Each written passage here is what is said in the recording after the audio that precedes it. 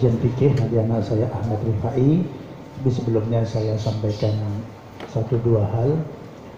Pertama,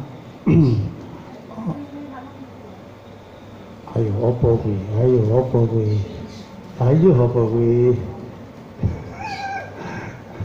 langsung gemeter.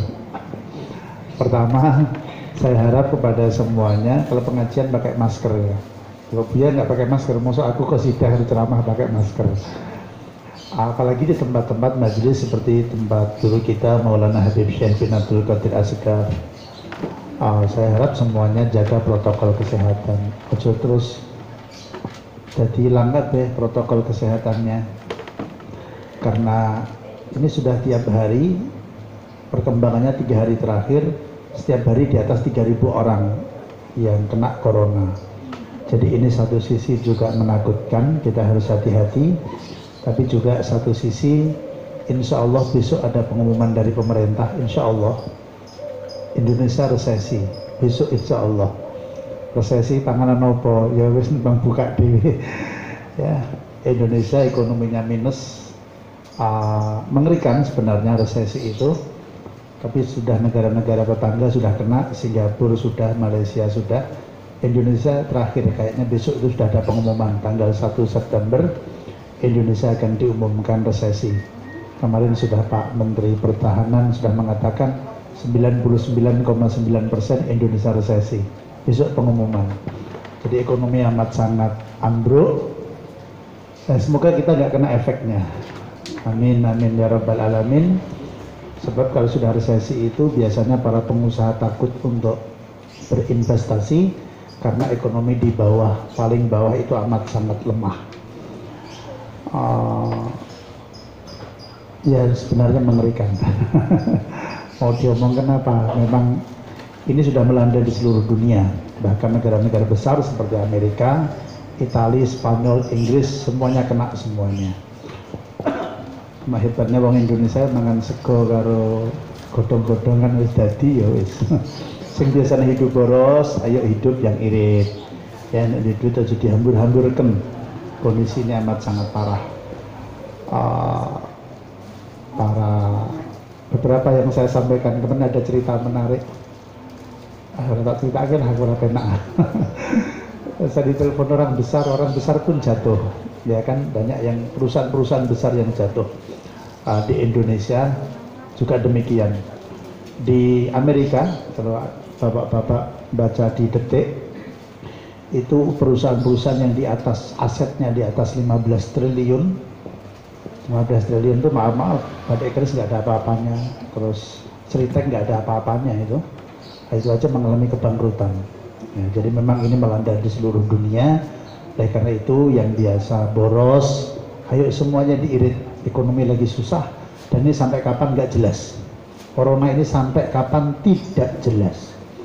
Oleh karena itu uangnya dijalani yang seefisien mungkin karena ekonomi baru buruk-buruknya melanda di seluruh dunia. Terus kemudian ayo pakai masker, protokol kesehatan.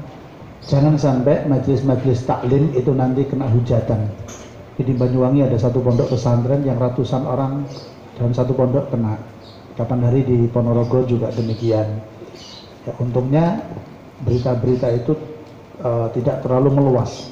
Saya tuh khawatir kalau komunitas-komunitas muslim sampai kena corona beritanya terlalu dibesar-besarkan.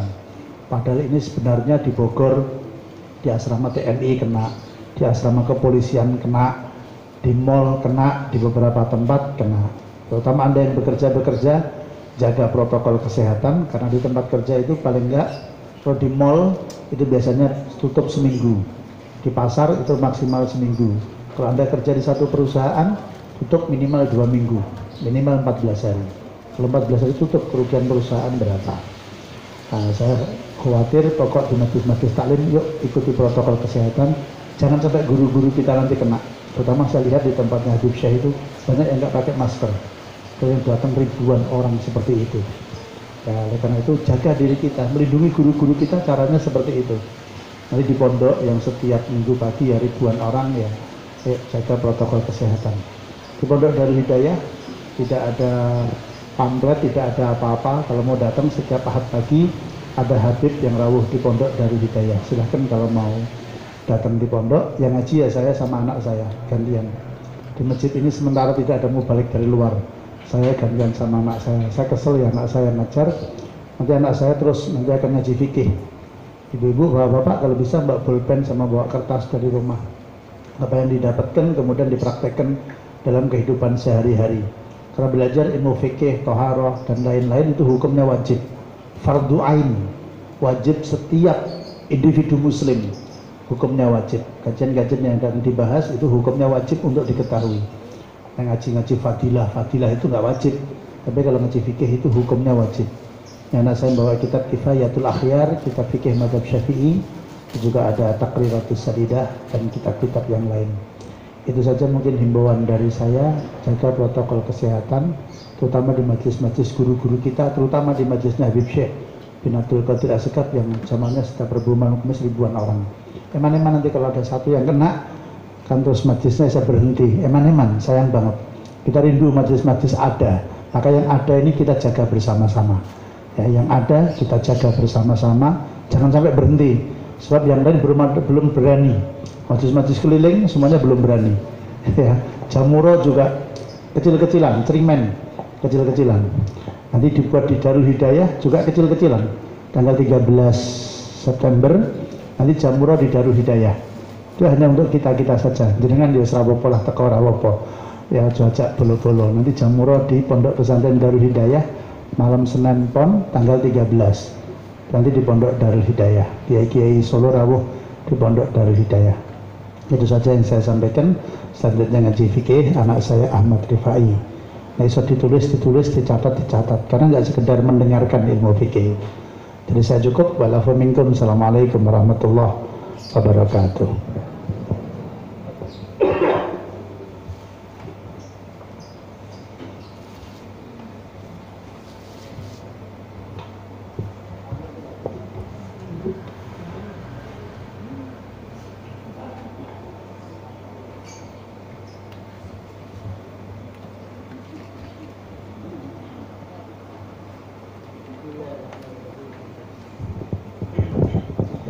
Assalamualaikum warahmatullahi wabarakatuh.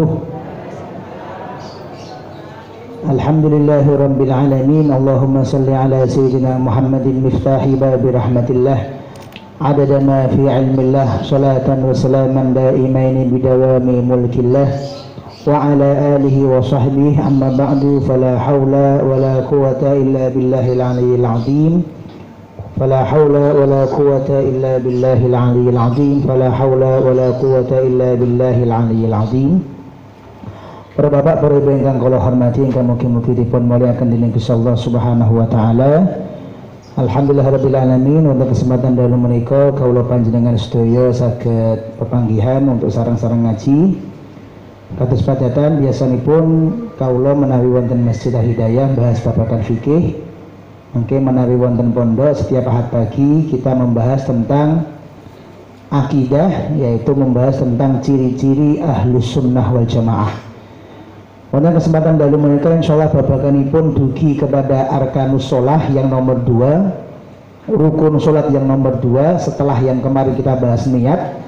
Yang nomor 2 adalah takbiratul ihram yang kemarin sudah kita bahas sedikit, kita akan perjelas lagi pada malam hari ini. Maka insyaallah kita buka tanya jawab. Ingkang rawuh wonten kesempatan dalu menika saged langsung ngacung monggo. Ingkang wonten griya napa ingkang wonten mriki tapi pekewuh meh ngacung, nah menika saged kirim SMS napa WA ke nomornya Mas Didi seperti biasa 0857 4785 0542 0857 4785 0542 0857 4785 0542. Maka nomoripun Mas Didi Sumargo. Bismillahirrahmanirrahim. Qala al-muallif rahimahullahu ta'ala wa nafa'ana bihi wa bi ulumihi fid dharain amin ya rabbal alamin. Ar-ruknu tsani takbiratul ihram.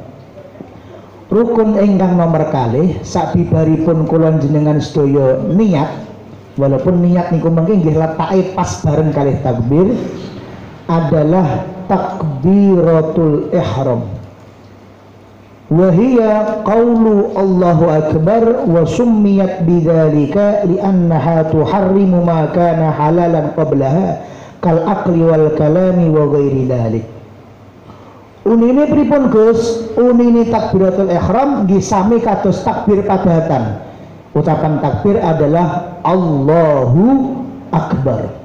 Niku ucapan takbir. Unine Allahu Akbar. Tapi di situ bukan cuma takbir saja, tapi takbir al-ihram. Kenapa kok disebut takbiratul ihram, Gus? Ihram menika artinya mengharamkan sesuatu yang sebelumnya halal dilakukan. Kalau baleni, ihram niku maknanipun adalah mengharamkan sesuatu sing sakjane pikantuk dilaksanakan, halal dilakukan. Tapi nek pun takbir jadine haram dilakukan. Kula menggokke sithik teng babakan haji lan umroh. Mugi-mugi sedaya saged haji dan umroh. Amin ya rabbal alamin. Haji dan umroh menika panjenengan syaratipun kedah ihram. Kedah napa, Pak? Ihram. Ihram niku napa?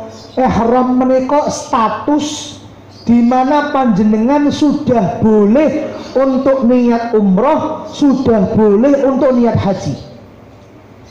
Bagaimana cara mendapatkan status itu? Garek niat.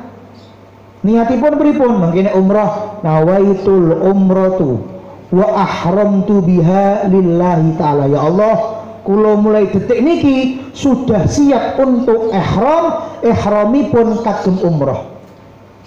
Ihram sami, yaitu mengharamkan sesuatu yang sebelumnya halal. Contoh, bagi bapak-bapak jenengan menawi teng Indonesia, menawi teng pundi kemawon, menawi teng Mekah, teng Madinah, sakderenge ihram umroh, sakderenge ihram haji, ngagem peci pikantuk napa mboten?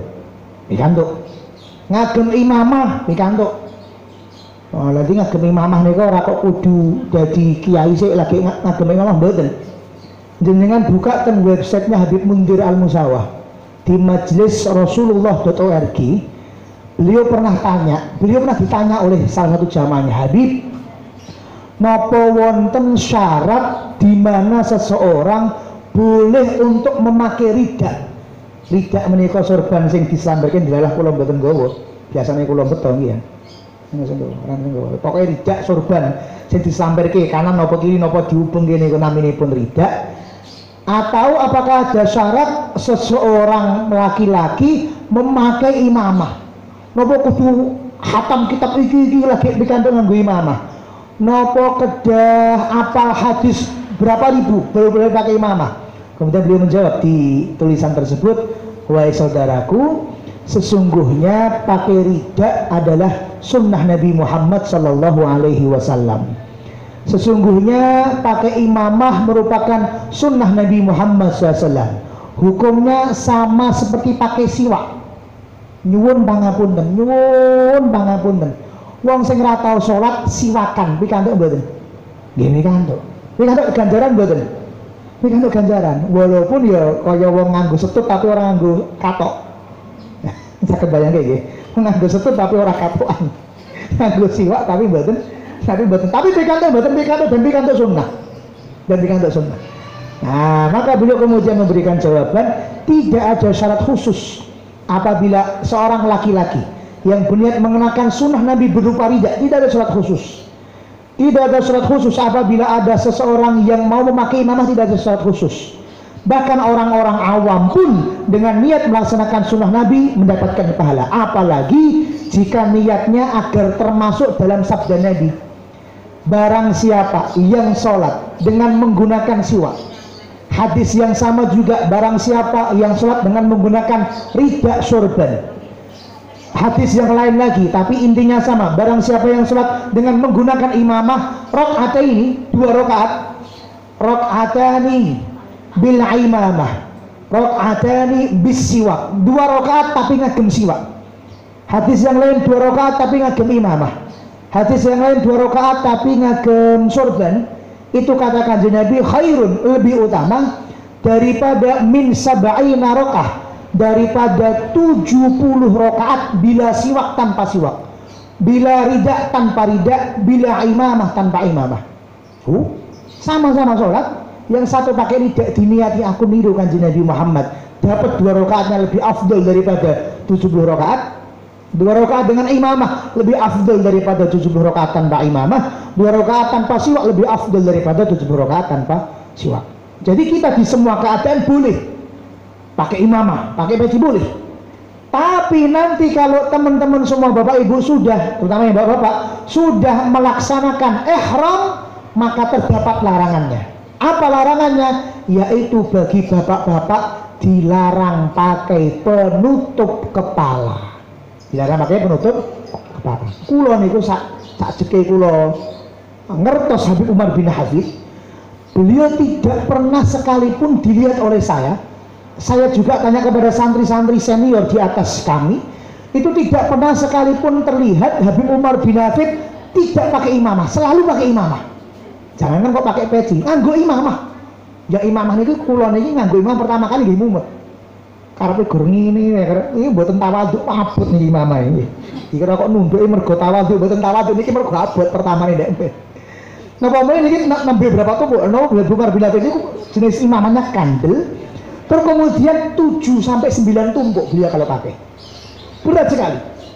Dan itu beliau istiqomahkan dalam rangka melaksanakan sunnah Nabi kemanapun beliau berada. Mau di jalan, mau di mobil, mau di pesawat, mau di perjalanan berjam-jam pun. Nanti dengan tanya dumatan murid-murid beliau sendiri, beliau temu pesawat, tidak pernah dicopot. Tapi ketika ihram, ketika umrah dia dicopot. Kenapa? Karena memang hukumnya haram. Habib Syekh tidak pernah saya lihat lepas peci. Lepas imamah sering, lepas peci tidak pernah. Tapi ketika ihram, karena memang haram untuk pakai peci, ya dilepas pecinya. Maka ihram adalah kondisi mengharamkan sesuatu yang awal mulanya halal. Nganggo peci entuk, nganggo penutup kepala entuk, nganggo imamah entuk, tapi nek pun ihram jadi haram. Sesuatu yang sebelumnya boleh. Nah ibu-ibu nggak boleh pakai penutup wajah. Nah, maka mungkin isinya para habaib, isinya para ulama yang ketika keadaan sehari-hari piyambakipun selalu pakai cadar, jenengan nggih sakjane nganggo cadar sakniki, tapi cadare warnane beda karo kudunge. Nggih, iki cadare abang, cadare ungu, cadare ijo nggih. Dibukul sakare Gusti Allah nganggo cadar kabeh, sak lanang-lanang nganggo cadar kabeh sakniki. Jadi nganggo masker nih. Tapi mungkin ketika keadaan ihram, hukumnya adalah haram untuk memakai penutup wajah. Buka mungkin pas corona nih gini kalau dereng-dereng ningali video nih. Sing perempuan pas ihram napa nganggo masker napa pripun, tapi secara hukum fikih yang umum dalam keadaan biasa haram memakai penutup wajah bagi yang perempuan. Sholat di ngoten, takbirnya sama, bacaannya sama-sama Allahu Akbar. Tapi takbiratul ihram yang pertama kali ketika sholat ini adalah mengharamkan sesuatu yang awal mulanya halal. Sakderenge kula takbir sholat, kula ngomong pikantuk napa mboten? Pikantuk. Kula crita kalih kanca kula pikantuk mboten? Pikantuk. Tapi sakwise kula takbir Allahu Akbar, jagong kalih temene, jagongan kalih rencange pikantuk mboten? Mboten pikantuk. Bahkan kok jagongan ngomong 2 huruf, sing 2 huruf niku tidak ada maknanya batal. Nah ada maknanya 1 huruf batal, mungkin kita bahas ketika membatalkan sholat. Yang bahasa Arab niku enten 1 huruf tapi enten makna. Hurufipun qaf, dikai harokat kasroh, qi. Jadi pun bacaan ini pun qi. Qi ini bisa bermakna jauhkan, bisa bermakna lepaskan, bisa bermakna turunkan. Maka jenengan apal donga. Rabbana atina fid dunya hasanah wa fil akhirati hasanah, terus waqina, niku gor saurut tok, qi. Waqina, dan jauhkan na kami, wa dan qi, jauhkan na kami minan nar dari neraka. Iki gak usah urut kok. Maknanya jauhkanlah kami, jauhkan. Maka jenengan kok pas sholat misalnya udan terus, balut sudah kemudian, wah, memang aku tak entas, memang tak entas, anak adik lewat, mudeng bahasa Arab soalnya. Ini tuh maknanya turut dokno ki pakaiannya, karena entasen pakaiannya. Saurut tak, tapi kok ini memahamkan batal sholatnya. Berarti ngomong, ngobrol, berbicara yang sebelum sholat hukumnya halal, ketika sudah masuk takbiratul ihram maka berbicara sing saurungi niki halal, ketika masuk takbiratul ihram jadinya menjadi haram. Kalau panjenengan gerak bebas saat derenge sholat, tapi menawi pun mlebet takbiratul ihram gerak punjul saking 3 kali gerakan yang berturut-turut dengan anggota badan yang besar, hukumnya jadi batal.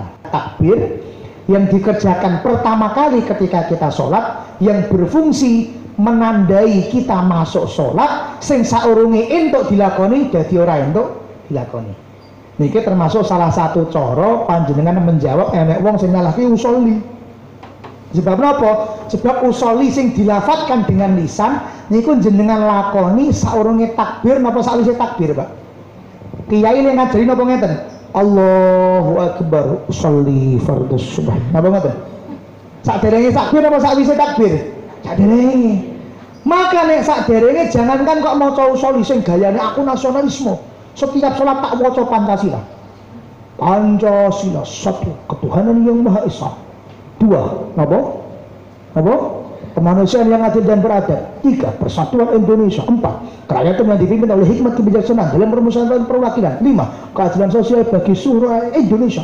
Apa sebab dia ini kalau baca di pembina upacara teng pondok yang nanti rapal di sini-sini karo santri ini meniki. Kula apal iki. Ngoten niku kok berampung Pancasila, Allahu Akbar. Pikantuk mboten sah salate sah. Tapi ini Allahu Akbar nembe Pancasila, nah niku sing bid'ah dolalah niku. Sakitipun kami nggih. Sebelum takbir ajeng napa mawon bebas. Sawise takbir nembe mboten par. Baik, niku tentang definisi takbiratul ihram. Kemudian Bapak Ibu,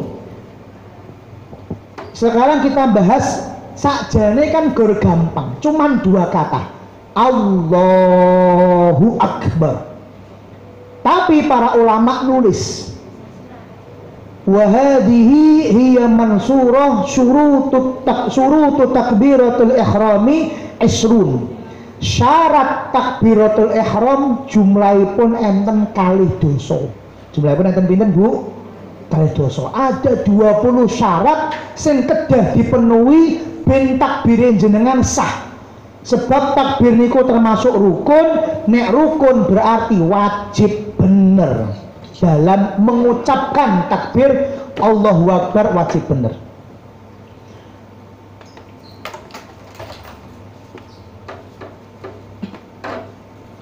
Dikumpulkan para ulama dalam satu syair, syurutun litakbiri sama'uku antakum wa bil arabi taqdimukallahu awwala, sampai akhir. Langsung kalau waca ada 20 syarat.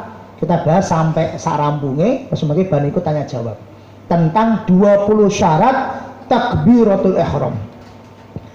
Yang nomor pertama syaratipun takbiratul ihram adalah ayyusmi'a nafsahu hurufahu. Suaranya harus minimal didengarkan oleh dirinya sendiri. Jadi bacaan takbiratul ihram menika syarat nomor 1 adalah harus menggerakkan lisan sampai keluar suara, dan suaranya minimal didengar telinganya piyambak, telinganipun piyambak. Minimal niku. Misal berarti enten wong sing takbir maos takbire di batin. Lambene mboten umi-umi, berarti sah mboten salate? Mboten sah. Kula baleni enten tiyang sing lambene mencep mboten umi-umi.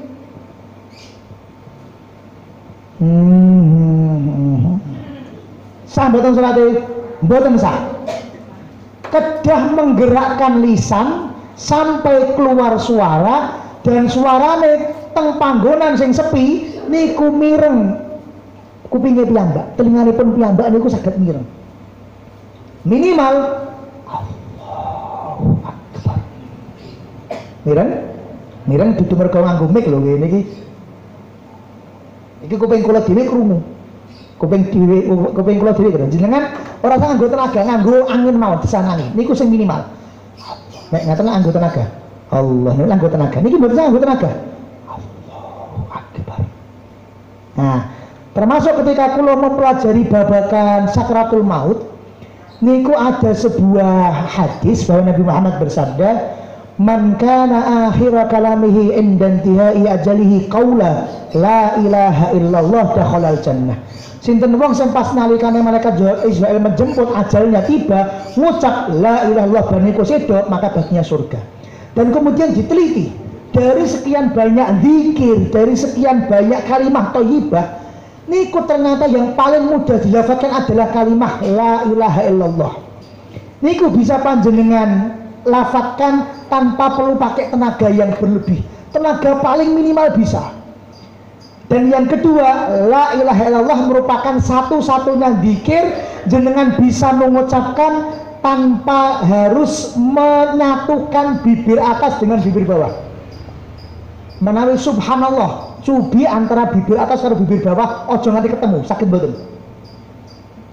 Cubi jenengan, cubi piyambak. Bibir atas karo bibir bawah ojo nganti ketemu, subhanallah. Betul sakit. Alhamdulillah. Alhamdulillah ketemu, ham. Allahu Akbar ketemu. Tapi cubine la ilaha illallah tanpa bibirnya ketemu. Sakit mboten? Sakit mboten? Jenengan bayangke tiyang sakratul maut iku lambene pun mboten saged gerak. Jadi mangap tok.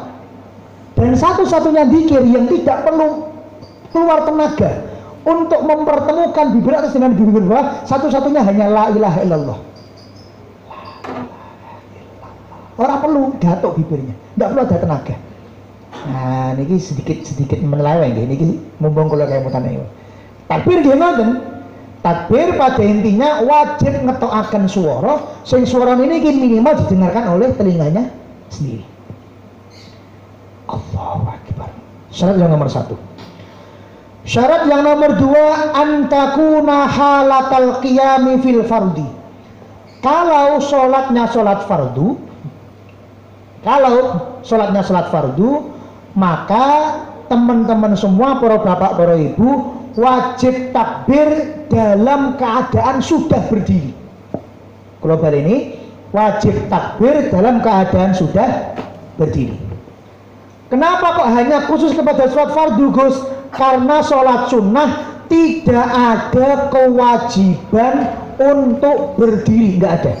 Nanti yang nomor 3 kita akan masuk bahwa sholat niku wajib berdiri bagi yang mampu. Ini syarat hanya berlaku, rukun ini hanya berlaku untuk sholat fardu saja. Jadi misalnya sholat sunnah apapun namanya, kok jenenge sholat sunnah lenggah pikantuk. Walaupun sehat Gus, walaupun sehat. Pak Ahmad bin Thoyyib ngimami Masjid Al-Hidayah. Tarawih 20 rakaat. Sak rakaat sak juz. Allahu Akbar. Bismillahirrahmanirrahim. Alhamdulillahirrahmanirrahim. Lanjut alif lam mim dzalikal kitab la sajus. Aku itu orang rakaat anyel. Begitu ngadeg rakaat yang ketiga, jamaah tak kompake. Rakaat ketiga jamaah kabeh lungguh. Imame ben sakarape, awak dhewe lungguh. Sah mboten jawabane? Sah. Praktek Pak Ahmad ya, susah ya. Nah, tarawih Ramadan sesuk praktek. Pak Ahmad kan imam, tarawih 20 rakaat, kula ngompake jamaah rendah kabeh, sah mboten? Sah. Tapi bolak-balik entuk ya entuk, tapi untuk mempraktekkan pantes ora.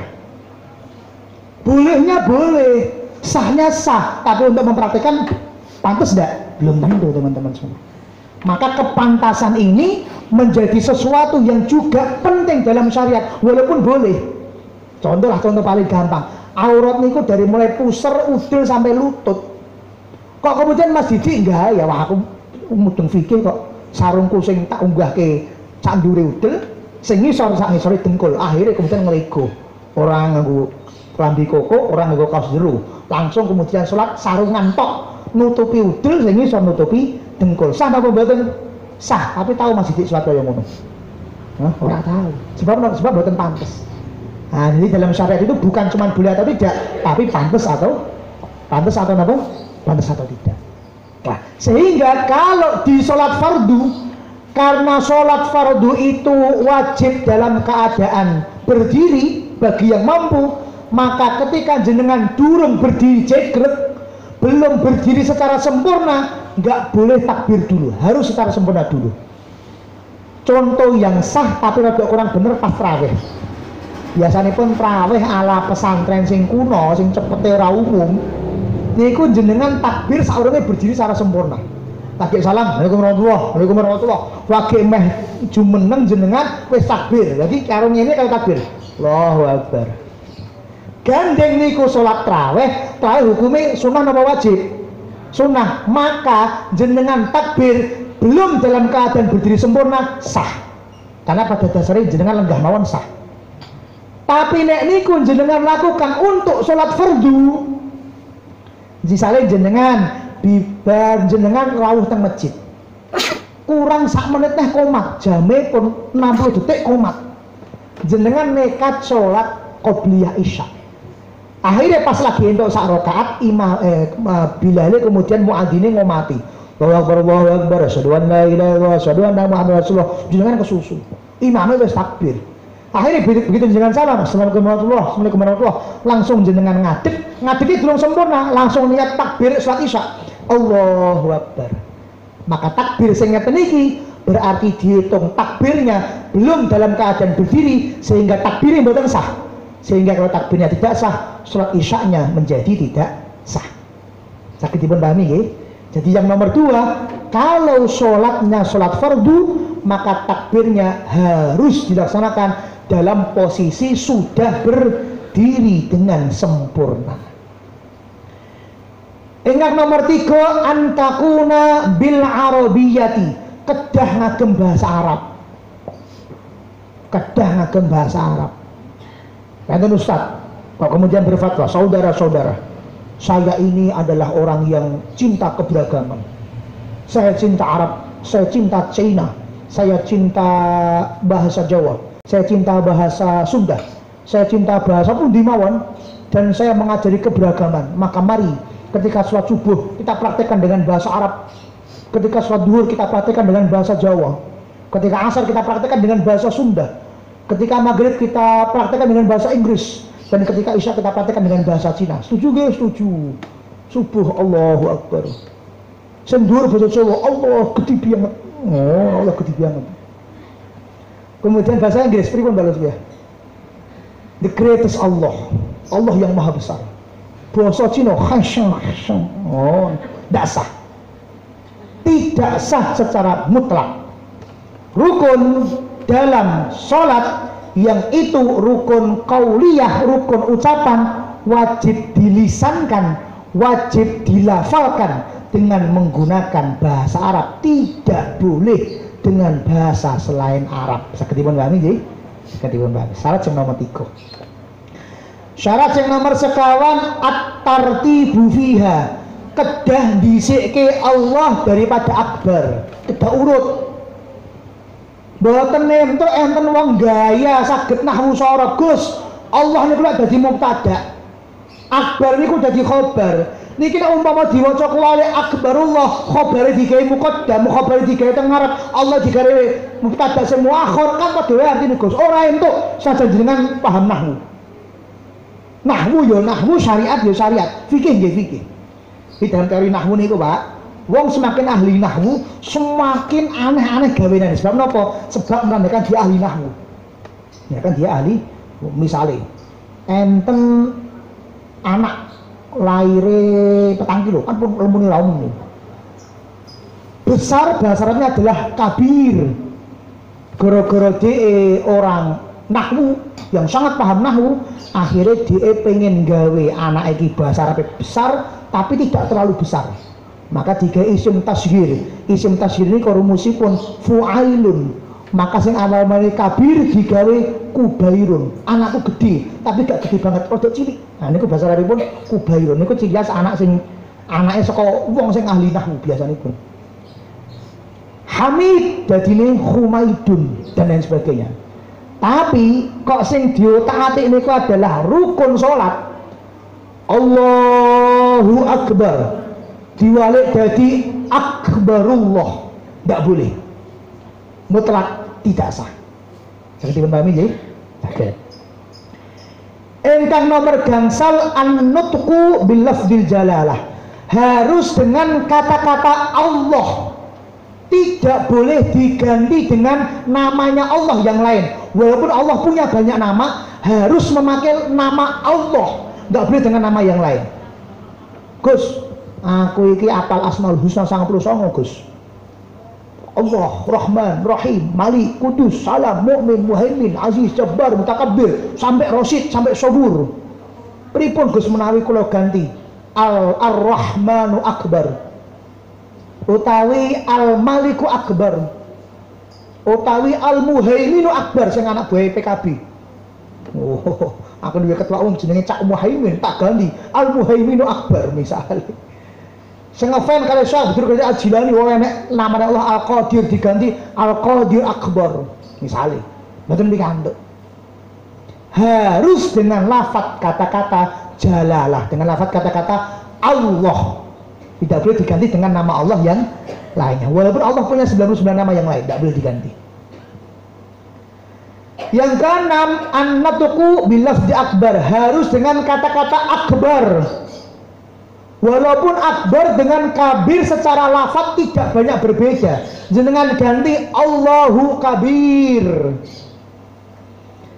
Akbar besar, tapi kalau agung a'zam, akhirnya jenengan gaya wah iki kurang afdol Gus lafate, tak ganti Allahu a'zam, tidak boleh. Harus dengan kata-kata akbar, sebab jenenge takbiratul ihram, bukan ta'zimul ihram, bukan tasbihul ihram, bukan tahmidul ihram, bukan tahlilul ihram, enggak, tapi harus takbiratul ihram. Itu syarat yang nomor 6. Syarat yang nomor 7, adamu maddi hamzatil jalalah. Lafaz Allahnya tidak boleh ditambahi alif di depannya, tidak boleh panjang alif di depan. Enten tiyang salat kok salate takbirine ten Allahu Akbar. Oh niku biasane sing ngapunten tadi sepuh. Salate santai, salat santai ndak apa-apa. Tapi lafaznya ingkang leres. Maka ketika ada orang yang menambahkan satu huruf, contohnya di sini adalah huruf Allahnya tambah alif tengah jengih, Allahu Akbar, tidak boleh. Atau dengan lafaz ane double, Allahu Akbar, tidak boleh. Selain tidak boleh juga berganti makna. Karena bertambahnya hamzah di awal kalimat niku bermakna istifham, bermakna pertanyaan. Sehingga nih Allahu Akbar maknanya pun adalah Allah Maha Besar. Nek jenengan ane double Allahu Akbar atau ane panjang Allahu Akbar bermakna istifham, maknanya jadi emang bener Allah niku besar. Misalnya kalau badhe ngomong Faik ganteng, bahasa Arabnya Faik jamilun. Tapi nek kula tekon apa oh Faik niku ganteng, ngarepe tambah alif. Faikun jamil. Apa bener Faik itu ganteng? Sing ibu-ibu ngomong lah. Ngono. Fitnah niku Gus, ngono ya. Jadi nek teng bahasa Arab jenengan badhe takut apa bener iki ngene? Nah, atattakhiduna, apakah kamu hendak mengambil? Atakmuruna, apakah engkau hendak memerintahkan? Atakmaluna, apakah engkau hendak melakukan? Ata'lamuna, apakah engkau mengetahui? Jadi ngarepe tambahi a. Ngarepe tambahi a niku bermakna adalah minta penjelasan, minta pertanyaan, minta jawaban. Apa benar Allah itu gede? Selain nggak boleh juga berdosa. Karena berarti seakan-akan meremehkan Allah niku besar, maha besar. Niku yang nomor pinten, Mbak? Nomor 7. Nggih. Sak menika ingkang nomor 8 adamu maddi ba'i akbar. tidak boleh barnya panjang. Dek maulah aneh teng ngarep. Allah batal. Kon pokok kurane batal ngono wae gak usah. Gus ngene batal. Dasarnya cara kitab ngoten kok. Sekarang yang berikutnya yang banyak juga terjadi bae sing dawa. Allahu Akbar. Nggak boleh, batal. Sing nomor 9 adamu tasdidil bae ditambahi syaddah, ditambahi tasdid. Contohnya pun jenengan perhatikan Allahu Akbar. Jadi bae double. Kudune kan Allahu Akbar bersih. Sakniki kafe digatokne ditembekne kali bak. Allahu Akbar. Batal salatnya. Ini kalau nanti ngerungokke beberapa imam ngoten niku. Allahu Akbar. Bae double, batal. Sing nomor 11 dipisah antara Allah dan Akbar. Jadi mboten diwaca langsung. Batal. Yang sah adalah Allahu Akbar langsung. Yang tidak sah dipisah. Allahu Akbar. Enggak sah. Boleh ngasah kalau jedanya hanya untuk nafas, napa ngapunten glegek, napa ngapunten pas watuk boleh. Hanya untuk sekedar menghela nafas boleh. Nah, kayak Mas Hakim niki entuk. Ya, niki ora entuk niki, angop soalnya. Dudu nafas, angop kan dawa. Ki ora ditutup sisan. Niki. Tapi menawi jedanya hanya jeda nafas boleh. Allahu Akbar boleh. Misalnya ada yang nafasnya nggak kuat, monggo. Atus teng Mekah niku takbir duwane ora umum, terutama sing muroki, sing niruke imam. Imamnya pendek, Allahu Akbar. Sing murokine sing bilale Allahu Akbar.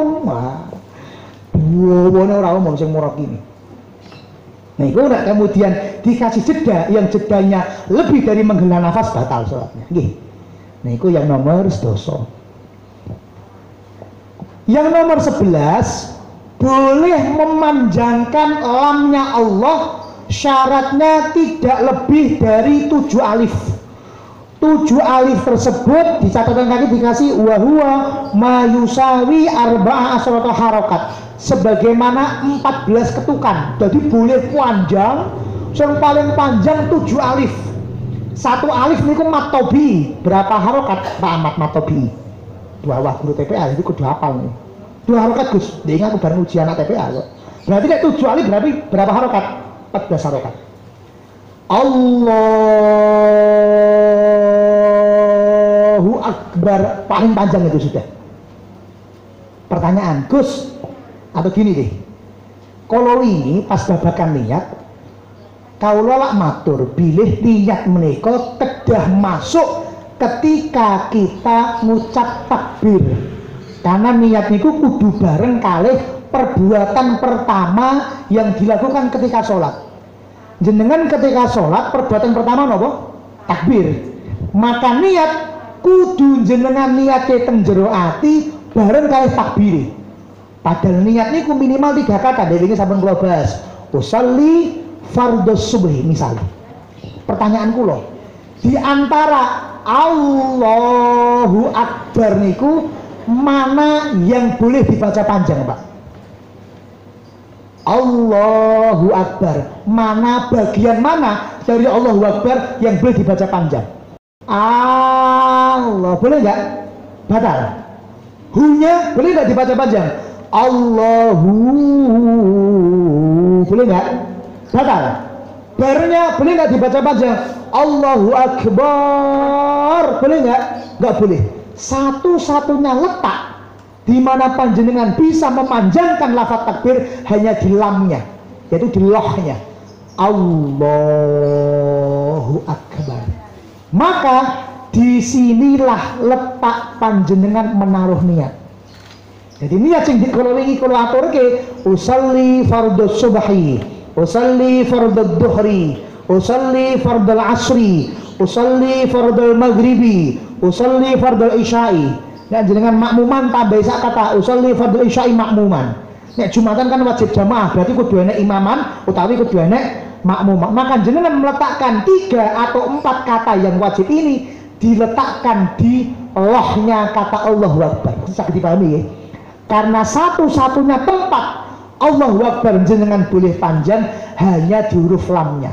Sehingga pas jenengan pas loh memiliki mulai usolli. Allahu Akbar. Coba sarang-sarang dirasake. Jenengan pas ngucap loh memiliki niat usolli fardhu subuh. Sarang-sarang nggih. 1 2 3. Allahu Akbar. Sakit badan? Baleni. Pas loh jenengan teng mriki usolli fardhu subuh makmuman. Coba bareng-bareng. 1 2 3. Allahu Akbar. Sakit? Ya, sakit berarti sah salatnya. Jadi jenengan meletakkan usolli fardhu subuh teng ati pas lohnya niku. Kenapa? Karena aneh lah entuk dawa. Hune gak entuk dawa. Bar teng buri mboten entuk dawa. Satu-satunya tempat yang boleh panjang hanya lohnya ini. Dan loh oleh fikih, oleh syariat diberikan panjang sempol panjang.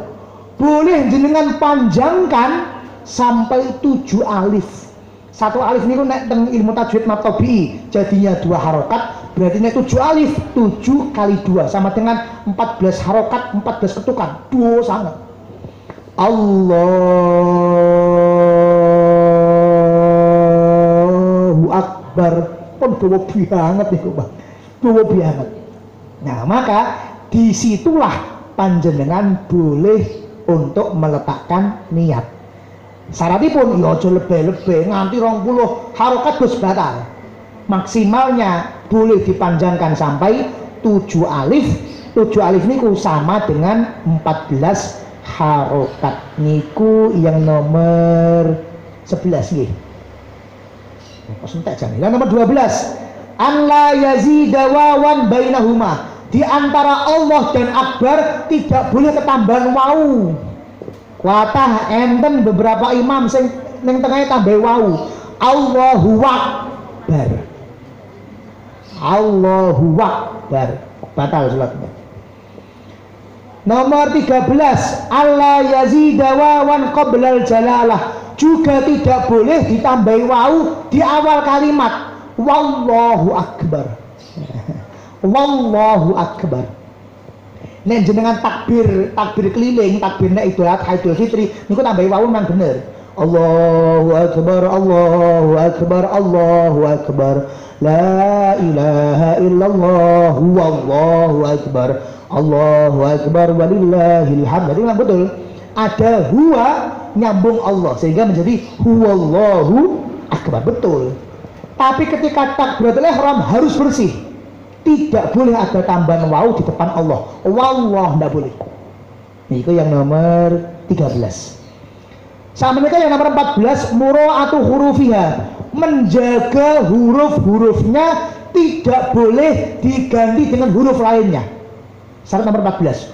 Huruf alif ya alif tenan, orang alif diganti ain. Allahu akbar lento.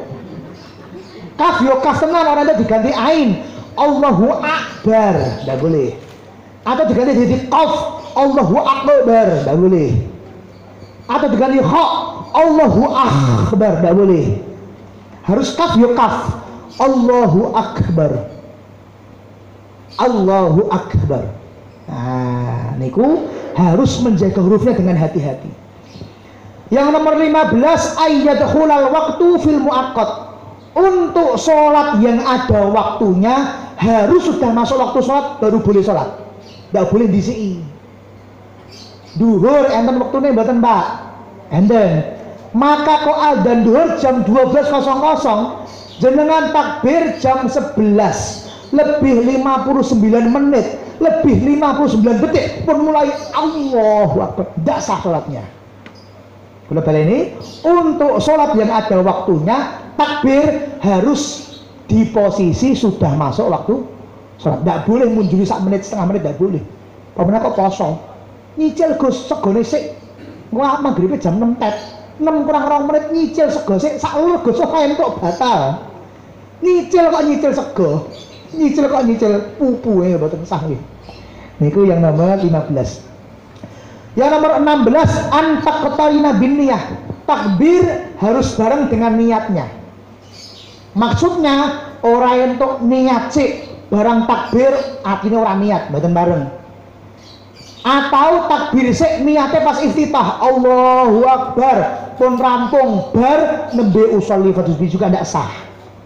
Yang sah adalah niat diletakkan bareng kali takbir. Lisane ngucap takbir, atine ngucap usolli fardhu subhi.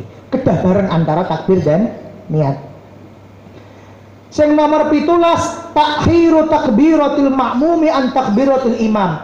Menawi panjenengan lan kula dados makmum, takbire makmum kedah luweh keri timbang takbire imam. Niki teng salat tarawih sering niki. Imame lagi siap-siap siap-siap jumeneng, siap-siap berdiri, jenengan harus disi takbir. Dicil Gus, dicil takbir sik. Enggak boleh, enggak sah. Nek bareng pripun Gus? Bareng kok barenge takbiratul ihram enggak sah. 1 2 3 Allahu Akbar. Bareng karo imam tidak sah.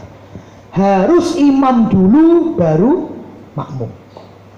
Yang nomor 18, ayyakuna mustaqbilal kiblah. Ketika takbir harus sudah madhep kiblat. Ora entuk kalau misalnya nek wong sing apa misalnya seneng tari sufi. Saurunge wis dikon guru nek aku tari sufi, tari sufi. Barang urung mandek isih gliyung isih madhep ngalor Allahu Akbar. Laki-laki kiblat enggak boleh. Harus ketika takbir sudah dalam posisi sempurna menghadap kiblat. Nomor 19, Allah yaksuda bit takbiri ghaira shalah. Takbir harus diniatkan sebagai takbiratul ihram dalam sholat. Nggak boleh diniatkan sebagai takbir zikir. Kalau misalnya ngeten Pak, misalnya kalau ngadeg ya, madhep kiblat, terus kalau ngeten Allahu Akbar, tanpa mesti kalau sholat, betul. Bisa jadi kalau memang niat takbir mawon Allahu Akbar, boleh nggak? Boleh. Tapi nek kalau niat sholat boleh nggak? Nggih boleh. Lho Gus kok tangannya mboten gerak, tangannya gerakan sunnah, mboten wajib. Kalau baleni jadi menawi enten wong sholat tangannya ngejejrek ngeten pun dari awal sampai rukuk ora ubah blas madhep kiblat langsung ngucap Allahu Akbar. Ketika niku diniati sholat sah, tapi ketika itu tidak diniati sholat berarti bukan sholat namanya. Berarti ketika kita takbiratul ihram kok niatnya takbir ketika itu aku iki dudu niat sholat, niatnya cuma niat takbir biasa, takbir zikir, tetap dadine ora sholat, berarti dadine adalah tetap dadine di zikir. Maka niat itu penting. Yang terakhir yang nomor 20 adalah ayyaqta'a hamzah akbar fayantiqu bil hamzah. Yang nomor 20 adalah melafatkan huruf hamzah di dalam kata akbar. Maksudnya tidak boleh digabung sehingga menghilangkan satu huruf. Contoh Allahu Akbar, alifnya ora enak. Allahu Akbar, alifnya mboten enten, langsung nyambung Allahu Akbar. Jadi ngaten nggih. Jadi lafaz hamzah itu ada kalanya dibaca, ada kalanya boleh tidak dibaca. Contoh, ketika panjenengan ngucap Rasulullah dengan Rasulnya lamnya diwaca kasroh, Rasulillah atau Rasulillah biasa, Rasulillah. Tapi ketika berupa dhammah maka mocornya jadi Rasulullah. Ketika fathah mocornya jadi Rasulullah. Tapi ketika kasroh napa Rasulullah. Betul, tapi mocornya biasa jadi Rasulillah. Allah nggih ngoten takbir. Itu wajib dibaca dengan lafaz hamzahnya. Enggak boleh Allahu Akbar, enggak boleh. Harus hidup semua Allahu Akbar. Boleh kali ini ada 20 syarat maca takbir, 20 Pak syaratnya maca takbir. Nomor 1 kedah mireng telinganipun piyambak. Nomor 2 kedah diwaos saat dalam kondisi berdiri ketika sholat fardu. Yang nomor 3 kedah ngagem bahasa Arab. Nomor 4 kedah dhisikake Allah timbang akbar. Nomor 5 kedah ngagem kata-kata Allah, nggak boleh diganti yang lain. Nomor 6 kedah nganggo kata-kata akbar, nggak boleh diganti yang lain. Nomor 7 dilarang untuk memanjangkan alifnya Allah, nggak boleh. Nomor 8 dilarang memanjangkan baknya akbar.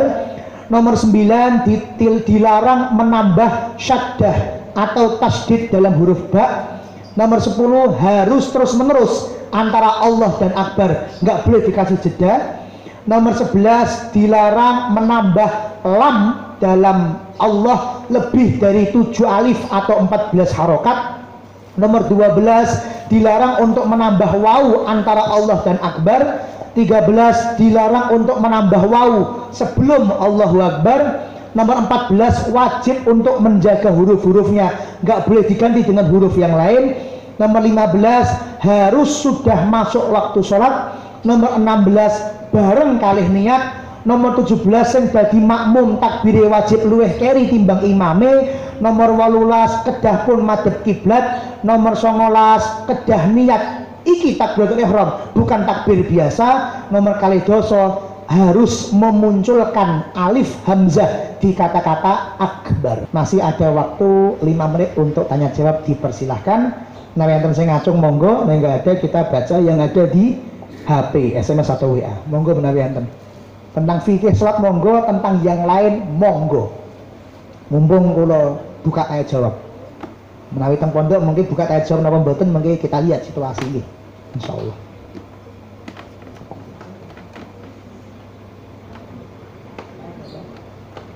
Oh, ternyata ora enek, berarti pun paham kabeh nggih. Alhamdulillah ini berarti sampun rampung. Kemudian nanti akan kita lanjutkan di bahasan kita yang akan datang. Insya Allah Senin yang akan datang menawi mengke kula ingkang ngaos, kita akan membahas tentang sekedar kula bukakan.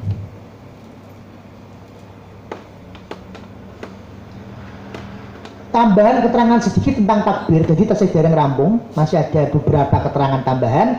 Dan niku kita bahas tentang berdiri bagi yang mampu. Itu penting. Jadi sholat itu gampang tapi aja digampang nih. Bahwa sekarang ada orang yang modelnya ngeten Pak. Enten wong sing nek ngadeg kuat, tapi nek pun kadung sujud rakaat kedua ngadeg meleh mboten saged. Lha bali ini enten wong sing rakaat pertama takbir jumeneng saged, berdiri bisa. Tapi ketika dia sudah sujud doprok teng lantai, mengke rakaat kedua meh jumeneng meleh, meh berdiri meleh mboten saged. Maka pilihannya dua. Yang pertama, piyambakipun sujud secara sempurna, tapi engko rakaat kedua nggak bisa berdiri. Atau pilihan yang kedua, dia berdiri secara sempurna, berarti engko pas wayah sujud dia duduk di kursi. Nek cara jenengan sing bener sing pundi, Pak? Sebenarnya sing pundi?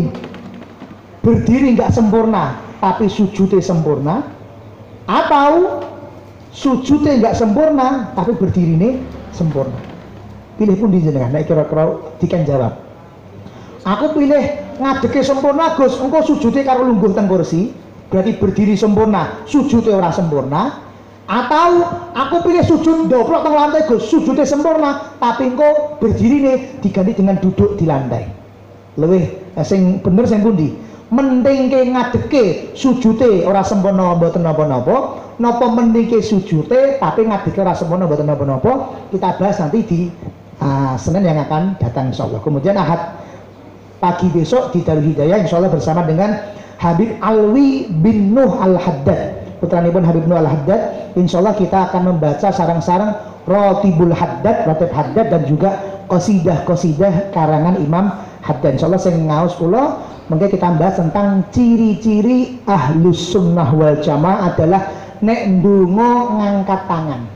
Nah, bisa insyaallah kita bicara tentang ciri-ciri Ahlus Sunnah wal Jamaah, yaitu nek berdoa angkat tangan. Insyaallah nanti kemudian Seninnya kita akan bahas fikih lagi.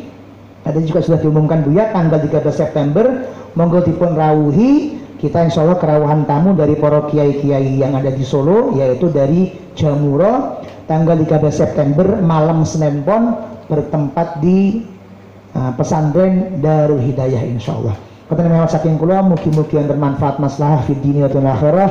Nawi wonten kelentak-kelentinipun saestutipun paringi pangapunten. Allahumma fil aqami thariq. Assalamualaikum